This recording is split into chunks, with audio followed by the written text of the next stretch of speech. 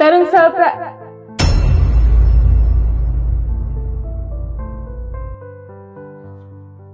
ये लड़की कौन है और मेरे पति के साथ क्या कर रही है? इसका मतलब तरुण मुझे धोखा दे रहे हैं। पर तरुण मेरे साथ ऐसा कैसे कर सकते हैं? मुझे पता लगाना पड़ेगा कि ये लड़की है कौन।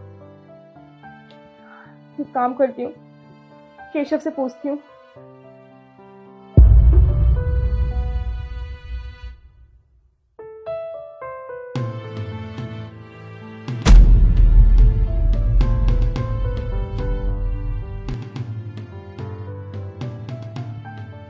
केशव, केशव उठो। केशव जल्दी उठो।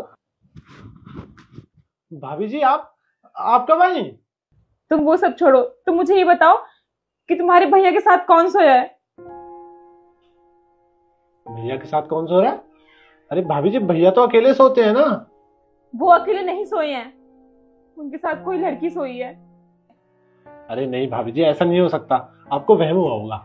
अच्छा, तुम्हें मेरी बात पे भरोसा नहीं है ना? तुम एक काम करो, खुद चलो और देख लो। चलो।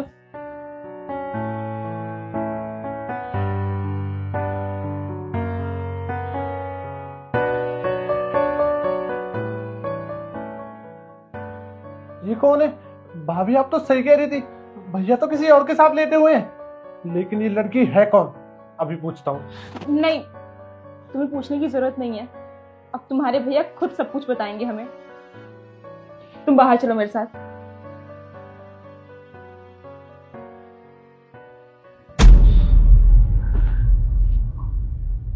तुम एक काम करो, अपने भैया को बाहर बुलाओ। जी भाभी। भैया, भैया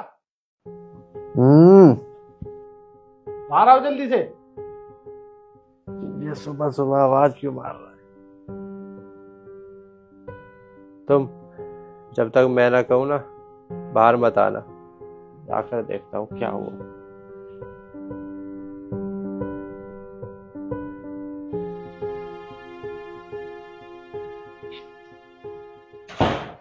क्या हुआ? क्यों आवाज मार रहा है सुबह सुबह? अरे नव्या, तुम आ रही हो? मुझे बता देती, मैं तुम्हें लेने आ जाता।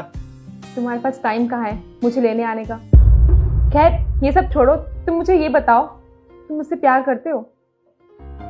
कैसी बात कर रही हो तुम? एक पति अपनी पत्नी से तो प्यार करेगा। देखो, बातों को घुमाओ मत। जो मैंने पूछा है ना, उसका जवाब दो। अरे हाँ, तुमसे प्यार करता हूँ और बहुत करता हूँ। अच्छा, तुम प्यार मुझसे करते हो और सोते किसी और के साथ हो? क्या कह रही हो तुम? मेरी कुछ समझ में नहीं आ रहा है।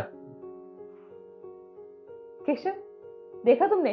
तुम्हारे भैया कितना भोला बन के दिखा रहे हैं, जैसे ये कुछ जानते ही नहीं है। तरुण, हमें सब पता चल चुका है कि तुम्हारे साथ अंदर कोई लड़की सो रही है। भैया, आपको ना शर्म आनी चाहिए। अरे आप तो शादीशुदा हो और आपने भाभी के पीठ पीछे से छी। देखो, अब तुम लोगों को पता चल गया है तो मैं सच बताता हूँ। तुम्हारे पास फोन करता हूँ, तुम्हारे पास टाइम होता ही नहीं है। फिर ऑफिस में मेरी इस लड़की से बात होने लगी और ये ऑफिस में मेरे साथ काम करती है, वही लड़की है। अच्छा, तो तुम्हें शादी के 5 साल बाद याद आ रहा है कि तुम्हें टाइम चाहिए था? तरुण, तुम जानते थे अच्छे से कि शादी से पहले से मैं फौज में हूँ। तुमने मुझे पहले ही बता दिया होता कि तुम किसी और से प्यार करते हो, तुम मेरे से शादी नहीं कर सकते हो। मेरी जिंदगी बर्बाद क्यों की तुमने? अब हो गई मुझसे गलती, अब क्या कर सकते हैं? अब तुम ही बताओ। सही कह रहे हो, तुम तो कुछ कर ही नहीं सकते हो ना। एक काम करो, पहले उस लड़की को बाहर बुलाओ, मैं भी देखूं आखिर वो है कौन। ठीक है। शिखा, बाहर आना।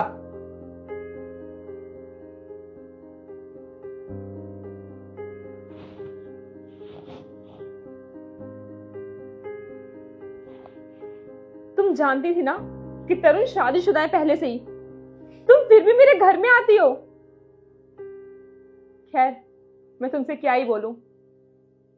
जब अपना ही सिक्का खोटा होता है ना, तो दूसरों पे इल्जाम नहीं लगाते।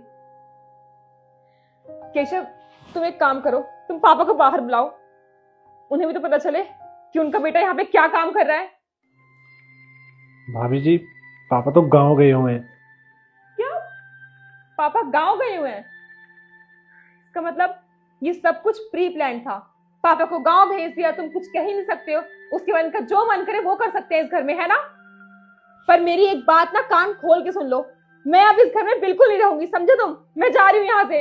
रुको, जब तुमने इतना कुछ सुना दिया है ना, तो जाने से पहले चेहरा देख कर जाओ। सरप्राइज! भाभी जी, सरप्राइज! देखो भाभी जी, इस सब में मेरा कोई हाथ नहीं है, ये सारा प्लान भाई का है। मैं सच में बहुत ज्यादा डर गई थी। मुझे लगा तरुण मुझे धोखा दे रहे हो और मैंने इतना सब कुछ बोल दिया। नव्या, जितना प्यार तुम अपने देश से करती हो ना, उतना प्यार मैं तुमसे करता हूँ।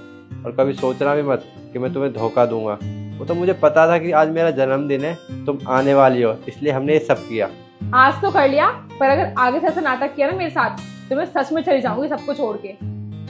खैर, मैं चेंज करती हूँ, उसके बाद केक भी तो कट करना है।